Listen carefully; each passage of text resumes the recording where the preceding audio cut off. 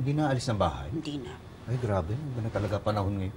Naalala ko nung kapanahunan natin, di ba? Pagka mag-enroll ka ng college, talagang kailangan lumukas ka muna. Oo nga eh, tapos iipunin pa natin yung pamasahe natin bukod pa sa pang-tuition. Buti nga ikaw, wala kang problema sa pera. Pwede kang humingi lang lagi kay Chang Lena. Ako talagang paiyakan para lang makapag-aral sa Maynila. Uy, naku, di ba? Isipin mo naman yun. Ako, sinagot ko na yung pang-araw-araw na baon ko. Kung ano-anong sideline pinasok ko. Ako rin noon eh. Pagka walang pasok, nag-iigib pa ako ng tubig sa kanyogan para lang magkapera.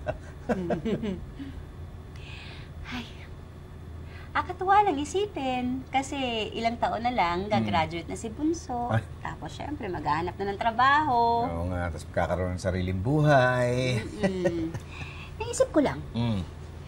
baka pwedeng bumili tayo ng kondo malapit sa PCCA para malapit sa kanya.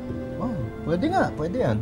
Tapos, syempre kailangan niya mga gamit doon. Mamimili ako ng kama niya, ref, aircon. Sabay ko na rin yung pamimili ng mga damit na isusuot niya sa eskwelahan.